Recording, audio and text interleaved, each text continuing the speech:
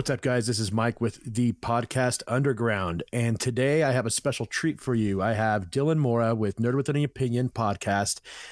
Dillon is a great friend of mine, and he's also been on my podcast before, so I wanted to have him back to talk it up with me. What are you doing, Dillon? I'm just here being a delicious snack because apparently I'm a treat of sort, and so I'm just getting ready to do this episode, sipping a beverage, and I think today's episode has a lot in store. That's stuff that we don't talk about normally in the nerd community. It's something that's kind of goes without saying. I think. Well, basically, let me just reveal the actual topic of our podcast. It's going to be dating in the nerd world. So us being nerds, we have had experience in dating, and we want to share our opinions and experiences with you, and also kind of give you the rundown of what it's like dating a nerd if you haven't dated one already, because you're missing out. So let's rock and roll with it, Dillon. So I found this article online on cosmopolitan.com. Don't judge. I mean, people read that still. People read the print version still. Do they really? No, do people even I don't still think buy so. print versions of anything? Very few magazines, but I don't think that one anymore, no. Okay. So one of the number one reasons to date a nerd, it says here, they love to stay in and just chill. It says nerds are not used to spending much time outside, which means foregoing the club to cuddle up and marathon everything on TV is much more their speed. What do you think about that, Dillon? Is that kind of your speed? That's more of I feel like that's just a generalization of like, what do they call it? Introverts, that kind of like to stay at home. But at the same time, with the culture, what we're coming at a head here with entertainment and Netflix and Hulu and Amazon, yeah, it kind of makes sense because there's all the continuous content, all these superhero shows that are hitting the screen that people want to be relevant with and keep up with. And I can see how that would become a thing, especially if you're working every single day of the week. And then you come home and you got the weekend off. Well, what are you going to do? You're going to catch up to all the other things that you missed out. So yeah, it seems normal. I think I can agree with you on that. I like going out every once in a while. I do like going out. I'll go to like a local, dive bar or something and have a beer, or go to like a brewery, something along those lines. I don't, obviously I don't stay at home all the time, but I do like the idea of having someone to stay in and just chill with, rather than having to go out all the time, and it's a waste of money and it's like a waste of time. I'd rather dedicate, we work really hard for our shit, right? Yeah. So why not take advantage of it while we're at home, right? And I'm kind of thinking here in the terms of nerd entertainment and nightlife, or even events. We have our conventions, and maybe you can hit up a comic book store, or and when you really, really break everything down, there is a lot of stuff that's going on. Friday Night Magic, you can have that going on at a game store near you every single Friday. There's depending on where you're at, over here in California, I'm not far away from Frankenstein's, which is open every Wednesday and Saturday, which is a huge gaming show. I mean, a collectible show. So I guess they're in terms of really looking for stuff to go out to, like barcades and whatever. It's kind of slim pickings. So especially depending on where you live. What if you're in Arizona? I don't even know what's crazy if there's anything going on over there. And you meet a nerd. That's probably the best thing that might be going on in the day-to-day, to keep up and pretend like you're not just the only nerd, because there's not tons of events. There's not tons of stuff to attend. Totally agree. I know here in Denver we have a nerdcade called One Up. And I know when I went to Vegas one time, one of the locals took me to a place called Insert Coins. And the premise of these bars are to kind of bridge gaming and going out. So it's basically to get a gamer out of the fucking house. Yeah. But still not take away from his gaming time, which I think is genius, because a lot of these bars have DJs and dancing and stuff. So basically, let's say your girlfriend or girl you're dating likes to go out and do shit like that, like go out your with significant other. Drink. You can go there, you can game, she can drink, and everybody's happy. Oh yeah, and the thing is those are so not necessarily even nerd specific anymore.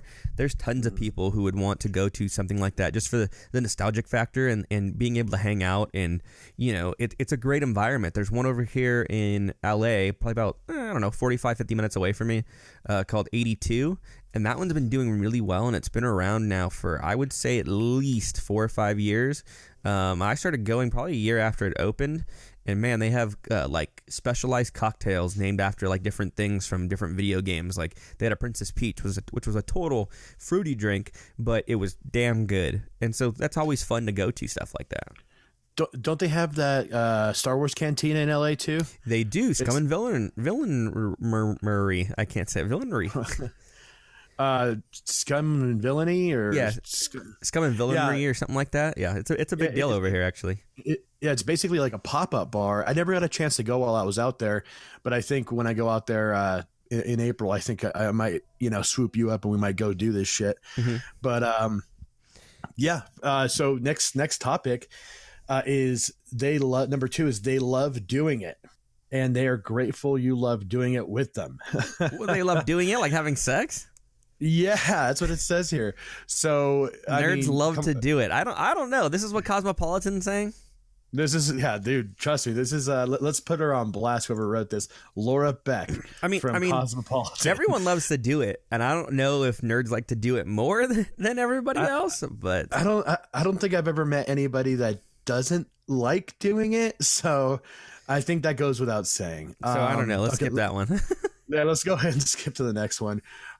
Being passionate about things is adorable.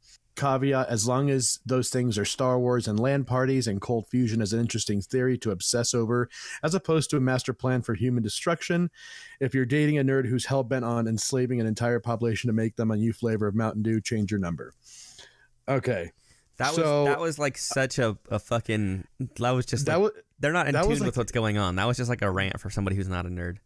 Yeah, it was like a knife to the nerd's like stomach right there, dude. But first of all, I would love enslaving a population and making a new flavor of Mountain Dew. That would be great. So please, whoever out there, change your number. But I mean, I think everybody's passionate about something. I think we're just passionate about obviously gaming, comic book stuff. Yeah, Star Wars, LAN parties. That would be great. Like we, just because we're interested in technology and stuff like that doesn't make us, any different. I don't know. That whole sentence up until the part with taking over the world to make Mountain Dew, whatever the fuck that was about.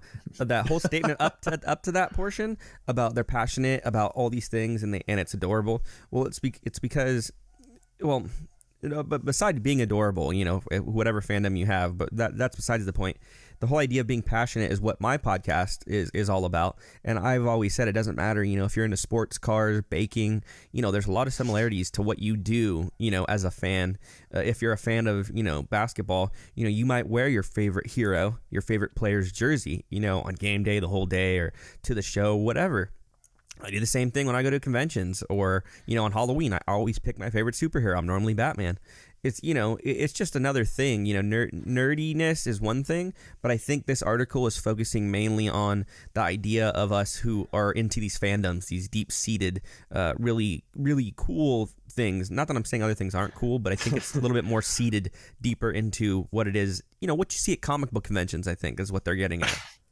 Well, dude, you're going to love these next few ones. I'm sorry. I was just reading ahead for a second. Okay, what do we got? Okay, number 4 is they make the best jokes. It says here, nerds are just funny.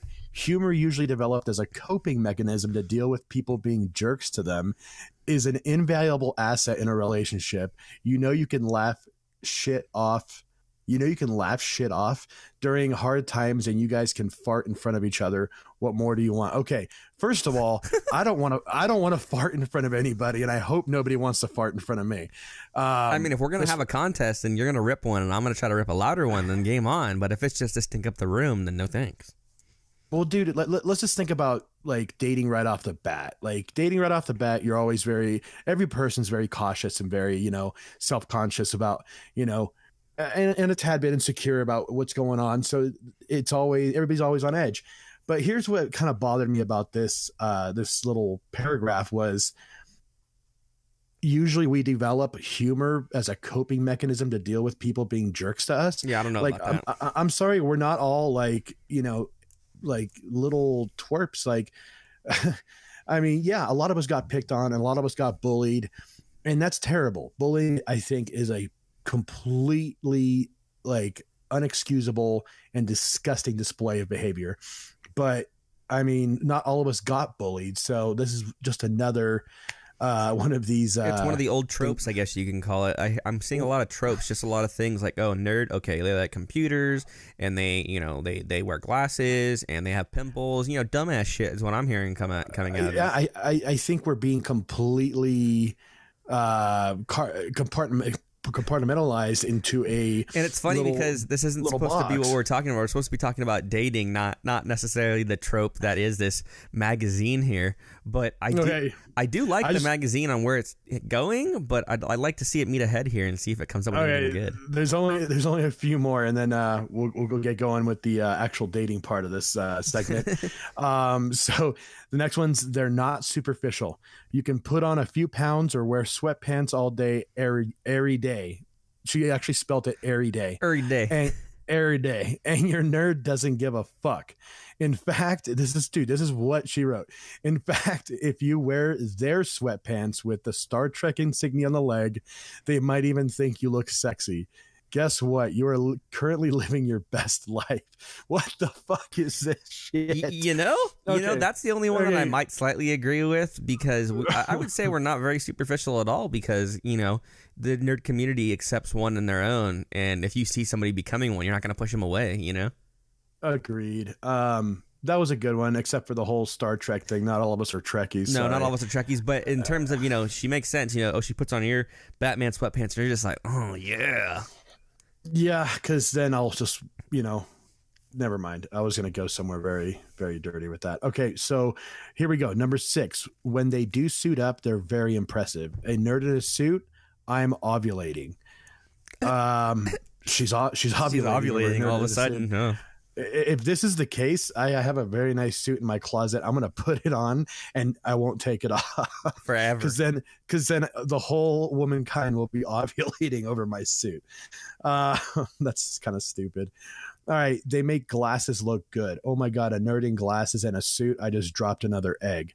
Okay. So obviously this lady is really looking for a nerd in a suit that has glasses, makes her wear his sweatpants, doesn't care, you know. It is funny, yeah, is adorable because of his Star Wars obsessions. He likes to fuck and he loves to stay in and just chill. This sounds like this girl's a tad bit lazy, doesn't want to really dress up, likes to be entertained, and doesn't want to be judged for gaining a few pounds. Whatever. Okay, that's where we're at right now with this lady.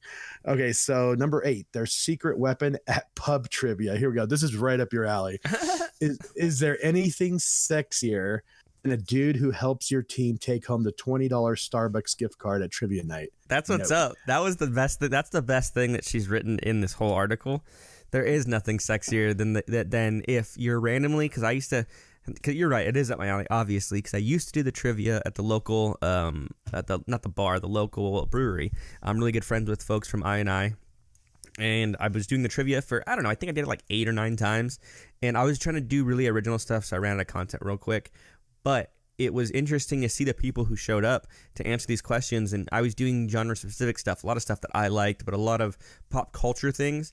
And before that, I would show up to the trivia nights when I wasn't hosting them, but way before. And I would just join teams and try to help out. And people, you know, you would just show up and maybe there might be a team of 2 girls, or, you know, a guy and a girl team, and, you know, whatever. And you just join a team, and then more people show up. And before you know it, everyone's, you know, drinking beers and getting hammered, and you're just answering questions, and it's a good time, you know. And so. Yeah, I think that would be great. Drinking beer and doing trivia has always been one of my go-tos whenever I go to a pub. And it's a plus, because if you're smart, and I guess this is where we're being stereotyped as smart, which is good. I mean, I have no qualms with that stereotype. Yeah, it just sounds like a great time. Next one. They don't judge you for your nerd obsessions. It's cool, baby. I love Nathan Fillion too. Who's Nathan Fillion? Are you serious? I don't know. She got that right on. That is Captain Malcolm Reynolds from Firefly. Okay. I'm gonna get a ton of shit for this, but I have never seen Firefly. Yeah, you're doing it wrong. And okay. I know Jim has been on my ass about that too. But yeah, he's in you a lot told me of it was other really stuff, good. Yeah. Oh yeah. There's a lot to Firefly, but I think she dropped him because he's always been a really big pop culture reference, almost to like the fact that it's like if you say Mark Hamill, which everyone knows who Mark Hamill is, Kevin Smith, not everyone knows who Kevin Smith is. You know, some of these people who are known and synonymous to the industries, and he's one of them because of Firefly, and he's just a really cool dude, and he's always been, you know, for at least 5, maybe 6 years, he's, you know, been going to San Diego Comic-Con. He's really involved to help with charities, things like that. So yeah, people really like him. Alan Tudyk, a lot of the people from the show people just love. So yeah, that was a good reference on her end. Okay, so for the 3 people, including myself, that has never seen Firefly, from what I understand, it was a show and then they made it into a movie, right? Kind of. So the genre of Firefly, at least, to break it all down, it's Cowboy Bebop. Okay. Basically, but live action, because Cowboy Bebop did come out before that, but it's live action, so there's more Wild Wild West kind of elements, and also space things as well. And the story's less, I don't know, whimsical, I guess you can say, and it has a more serious tone. So it's got that going for it. So it's Wild Wild West, but it's in space. And the show had, I can't remember, I'm a hardcore fan, but I don't have everything down to a damn T here. I want to say there's 9 episodes, and what really fucked up the show as it was going on, it was coming out, I believe, on Fox. Yeah, it was on Fox. They didn't debut. I think they debuted with episode 2 first, then the pilot, and then episode 3, and people were really confused. But when they put up the episodes, they thought, oh, this is going to tell the story better. We don't need to have these in this section, blah, blah, blah. So a lot of people were confused, and before you know it, because people got confused after the 4th episode, it started going downhill. There was nothing. The fans loved it. People were raving about it. People loved it. It got canceled. And then about 2 or 3 years later, that's when the Serenity movie came out. So after the show was canceled, then Serenity came out, and then they made Serenity the movie, which was a combination of all of the seasons that were supposed to be were turned into the whole movie, because you can really see gaps and stuff. I'm definitely gonna have to watch the show and then watch the movie for sure. But yeah, that sounds pretty exciting. Okay, here's another. There's only like 3 or 4 more, and we'll be done with this shit. So they know how to fix shit. Oh yeah, maybe I do. I mean, you don't, but I do. Fuck you. It says here, maybe they spent every day of their childhood inside figuring things out, and maybe that's benefiting you now. Forget the genius bar. You have your very own genius at home. True. Like when it comes to technology, I know how to fix shit. I know how to do things with computers. And when it comes to fixing shit, I know you know how to like mechanical stuff. That's me on my thing. Take a car apart and put it back together. So, cool. Yeah, that's a good one. I like that. Number 11, they're more sensitive.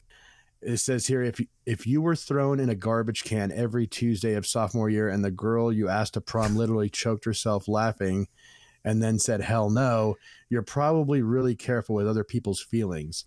Translation, your boss is a real dick to you at work. Your nerd is going to give you the best fucking hut. What the fuck is all this? I don't know. Don't read that. I'm already disappointed by the fact that you were thrown in the trash can, blah, blah, blah. She's stereotyping again.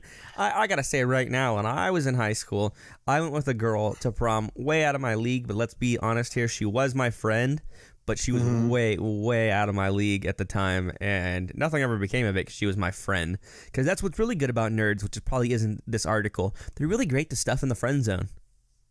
Yeah, the friend zone is our favorite place to live. Because maybe we didn't get stuffed in the locker in high school or junior high or whatever, but we always get stuffed in the friend zone for sure. You can always rely on that shit. 110% I agree with you on that. And just to elaborate on that, the high school thing, I think everybody is a bit awkward in high school and kind of still trying to find themselves. So, like I said, that was a heavy stereotype, and I didn't agree with it, and I didn't want to finish reading that sentence. What's the next one? What she got on the next one? Next one is no sports. #blessed.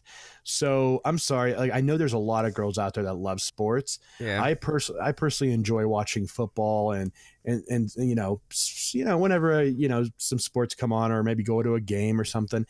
It's not like I'm addicted to it, but I'm not adverse. I'm not like against it. I'm all for it because not for the what she said about no sports. It's true in my case. I've only ever really played tennis, paintball, and I'm into any type of automobile racing. So I do like a little bit of sports, but not your typical football, baseball, those types of things.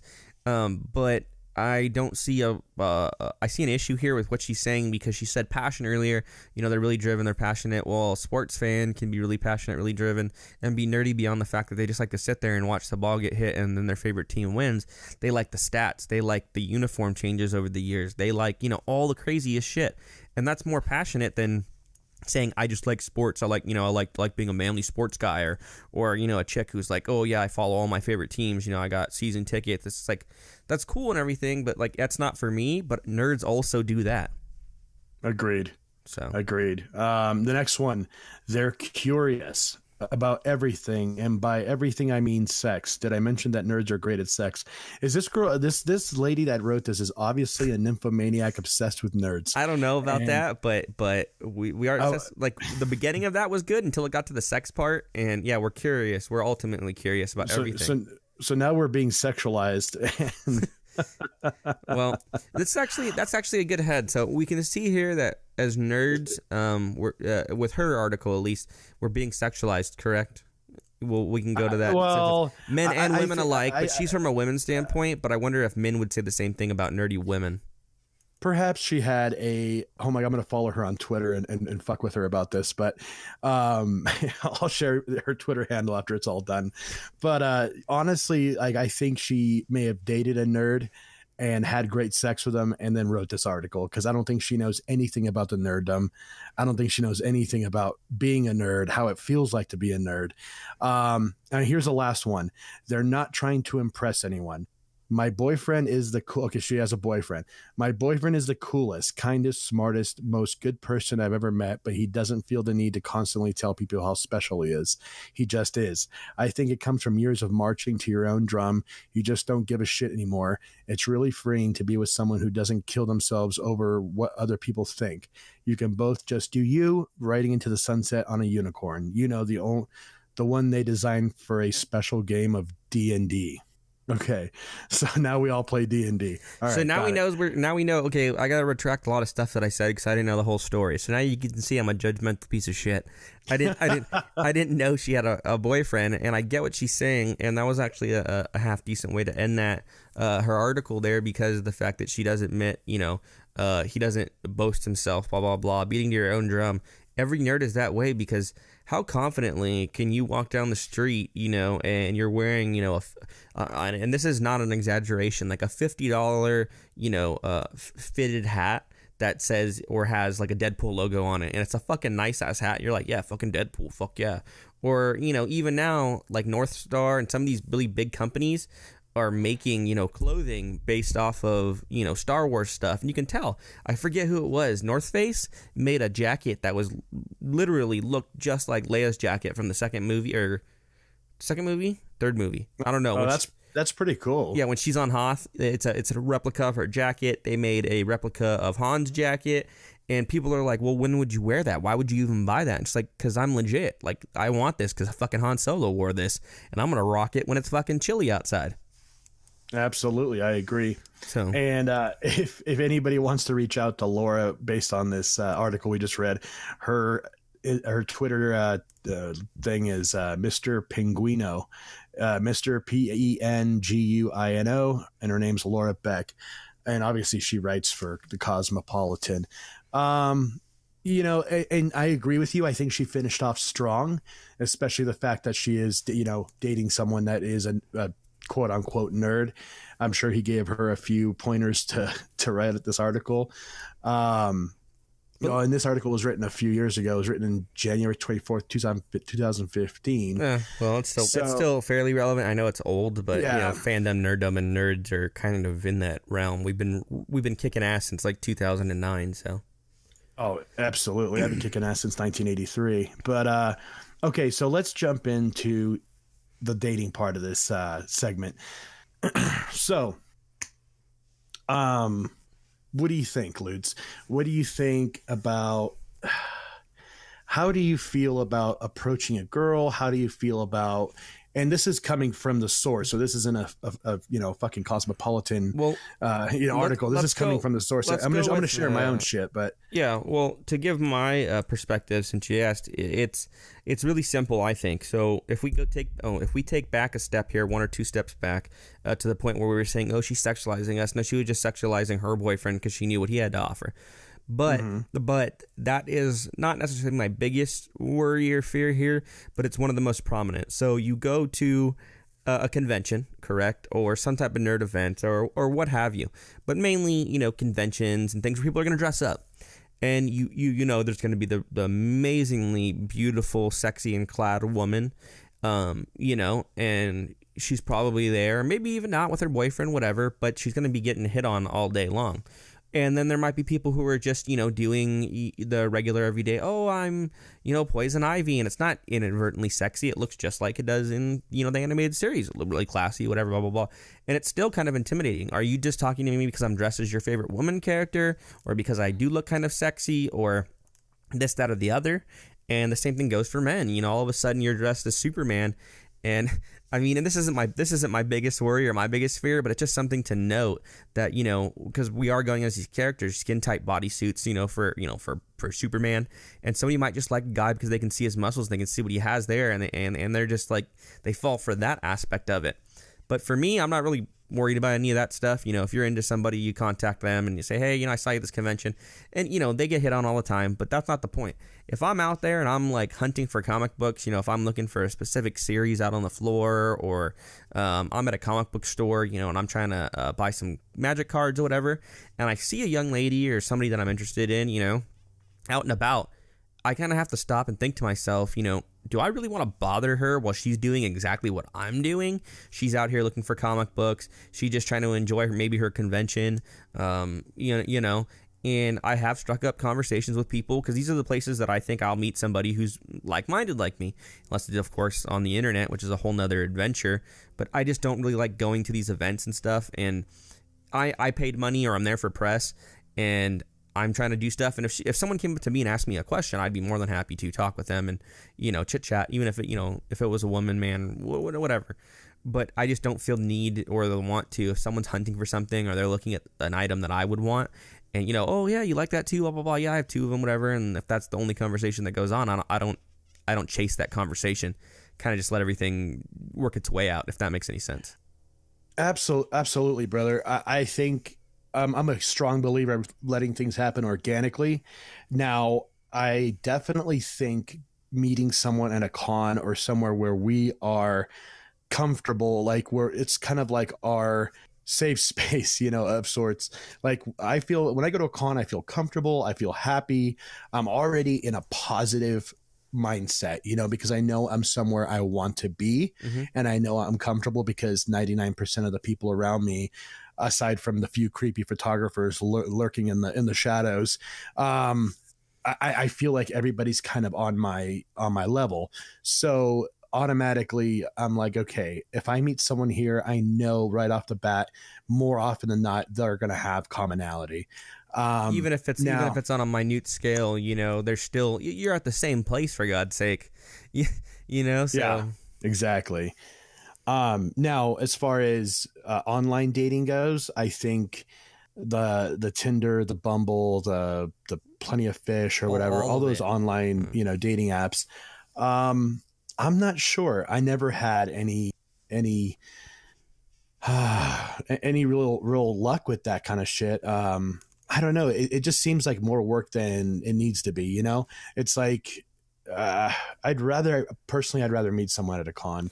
I'd rather meet someone somewhere, or at a comic book store, or somewhere. I haven't dated consistently, but I've been on a couple of dates from these websites. I think mainly only from OkCupid.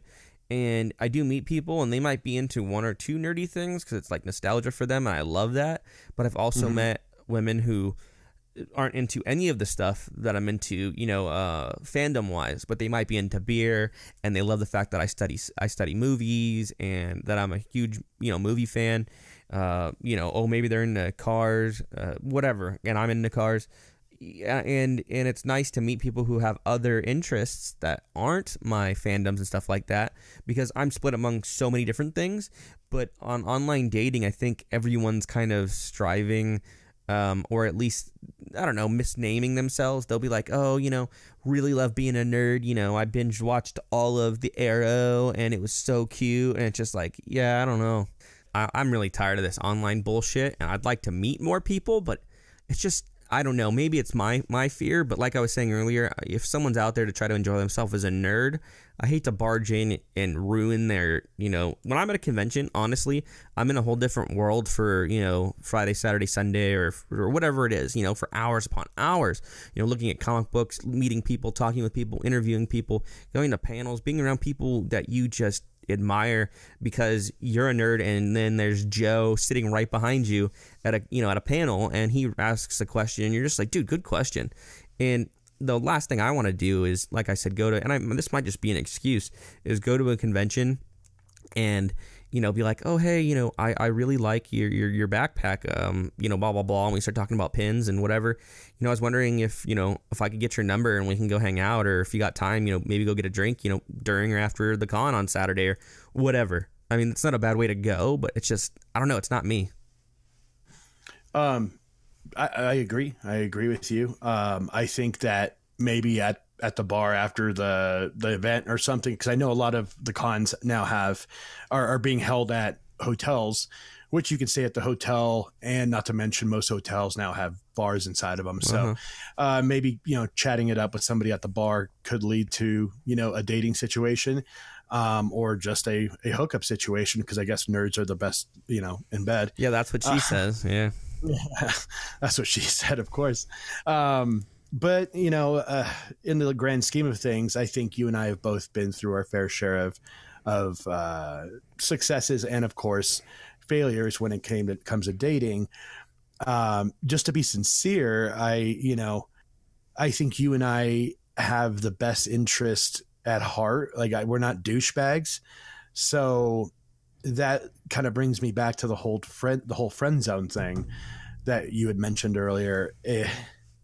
Sometimes I think what happens with girls, nerds or non-nerds, I think, or guys too, I think when it seems too good to be true, more than likely sometimes it is. So when they meet a nerdy guy or a nerdy girl, and these people are just sincere, decent human beings that just like their nerddom, their fandom, whatever they're into, I think it kind of scares people away, because people automatically think the worst. And that's how we've been kind of programmed these past, 10, 15 years, is to think the worst, and hope for the best. But when I think people are condemning these things right off the bat, man, I don't know. I think that's kind of irresponsible as a person. I think that's, you don't waste anybody's time. You know what I'm saying? That's all I'm saying. Yeah, I see you. And that's the worst part with online dating. And I don't know, I've seen a couple of events, thrown around the area that are supposed to kind of cater to that type of a thing, even if it's just to make friends and whatnot. But I still feel it's really difficult, because you're doing these nightlife events, if they're like a party, if you will, like call it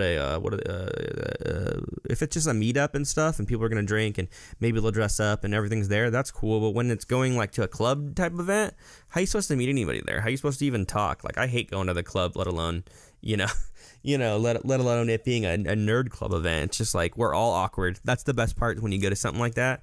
Everyone rolls up and we're just like, oh, we're all at a club and we hate this, but hey, I know you.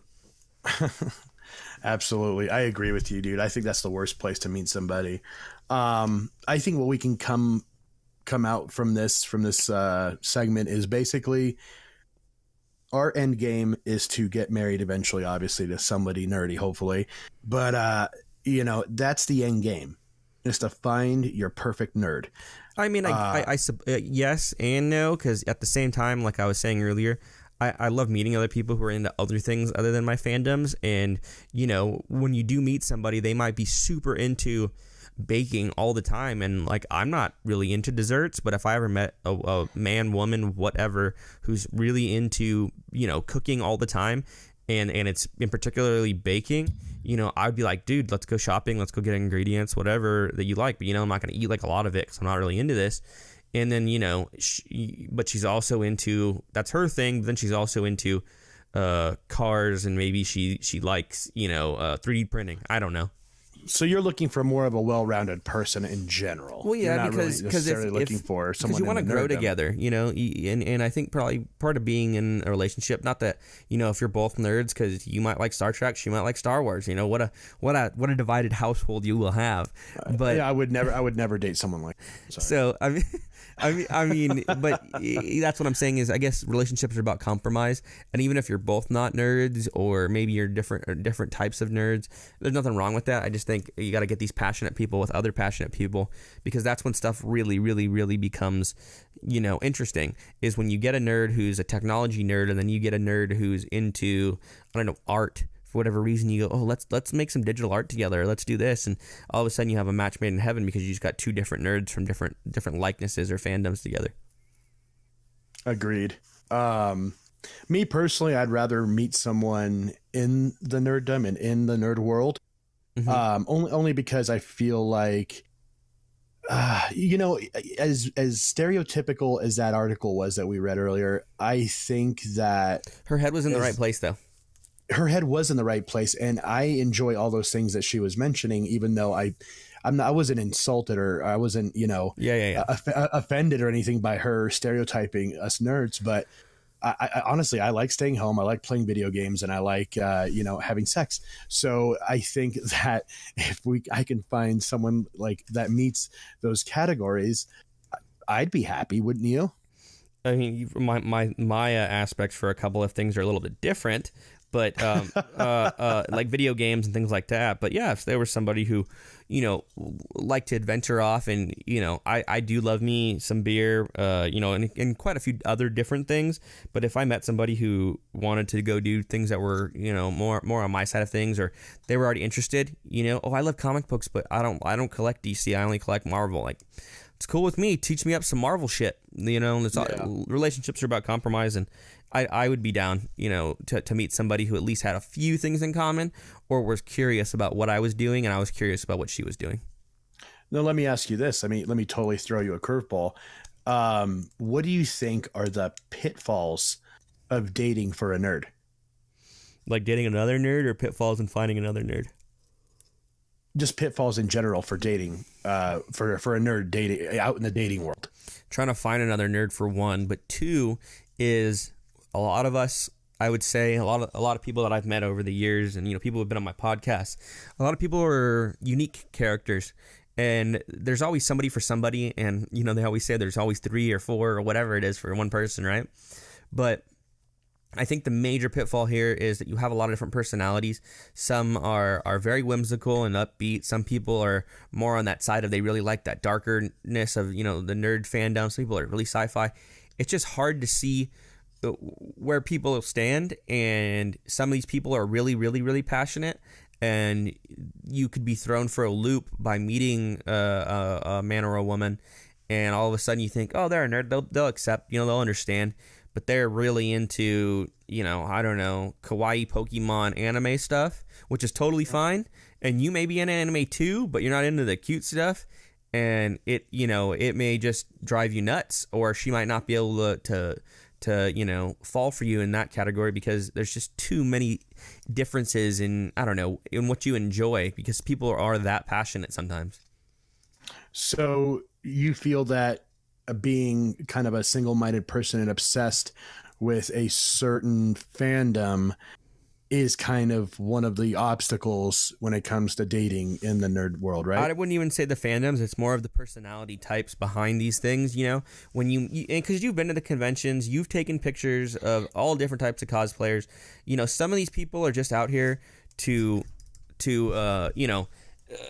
just go every once in a while, because, and then you even see older people out there. You see parents who aren't even interested in dressing up, but they're there with their 13-year-old son or daughter who made a costume, and they're just there to accompany them to make sure they're safe. There's all different types, and all I'm saying is you have to be ready to meet some people who are abrasive, some people who are really, really different than others. You might seem like they're really out there, like a spaceman. And you could meet people who are just there to do their one thing. And, some people are nerds by night and, a lawyer by the day. And they're only out there for the 2 days, away from school sometimes. People have a lot of different mindsets and a lot of things. And you just have to keep that in mind, especially when you're talking to people with passion. It doesn't matter what it is. When they have it, they have it. And some people get really, really serious about it. So...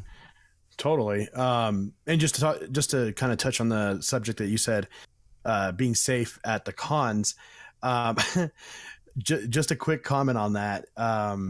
So I think Comic-Cons in general are probably some of the most safest places around, only because you're in a building filled with a bunch of people who would love to be a fucking superhero, and most of them are dressed accordingly.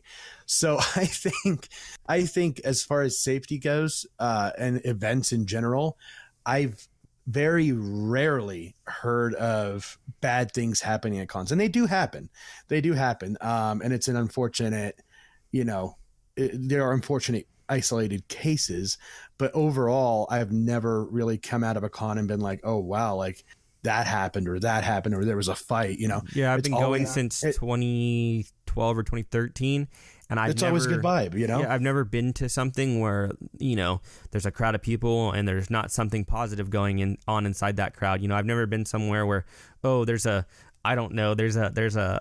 Beast Boy character who's arguing with some dude who touched his girlfriend's butt, and now Beast Boy's about to fuck up some 200-pound white guy who has an X-Men shirt on because he touched his girlfriend's butt. No, that never goes down, because people are really vigilant about that stuff, and people are a lot of shit can't go down, because like you said, everyone's there to be a hero, which is a good and a bad thing. Honestly, or a villain, but at the same time, I think cons just vibrate with positivity. So if you're a nerd and you want to meet someone cool, I think that would be a great place to start, is your local Comic-Cons, local comic book shops, local just nerd spots, I'm going to try and find and put on, when I post this, I'm going to try to put some links to, maybe some local, nerd nights or something like that people have. I know there's a few out in your area, Dylan, where they do, nerd events and nerd nights every once in a while. Mm-hmm. And I know there's some out here too in Denver. So I'll try to kind of do some research on that and go from there. But I think besides that, I think we covered it all. What do you think, buddy? I think it was a really interesting topic, and it was nice to read that article just to see what she got in terms of writing about her boyfriend. I like to see her perspective about her nerd man. So that was interesting. Yeah, it was nice to see someone's opinion that isn't a nerd necessarily, and kind of see how they view us through their viewing glass, So yeah, definitely. So where can we find you, Dylan? The two main sources that I'm on all the time, we do have the Facebook page, but I'm not too engaged on there, just because I feel like a lot of people just kind of go on there to message people that they haven't seen in a long time, if you will. So I'm on the Instagram and SoundCloud, and it's at Nerd with an Opinion on both of those. I do have a Twitter, it's Dillon Mora, but still, it's always Instagram, and then it's on iTunes as well, but mainly SoundCloud, iTunes, and Instagram is at Nerd with an Opinion. Keeping it sweet, keeping it simple. Very cool, very cool. And of course, obviously, you can find Podcast Underground on Instagram. Our Instagram is Podcast UNDRGRND. You can find us there, and then obviously we are on Spotify, Apple Podcasts, Google, Alexa. We're everywhere. You name it. Stitcher. We're there. Oh, SoundCloud. Stitcher. What's that? You're on Stitcher too, right? Yeah, I'm on Stitcher too. So if you're into podcasting and podcasts, you could definitely find us. It's the Podcast Underground.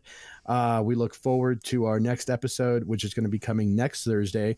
Every Thursday, you're going to get a brand fresh episode. And I stole that phrase from you, I was just going to say, hey, motherfucker, you owe me $5. And I think Dylan will join me again next week, because next week we will be talking about cosplay and about the do's and don'ts of the kind of stuff that goes on in cosplay and cosplay photography. So, which I've been a cosplay photographer for quite some time. So thank you for joining us, and we will see you next Thursday here on Podcast Underground.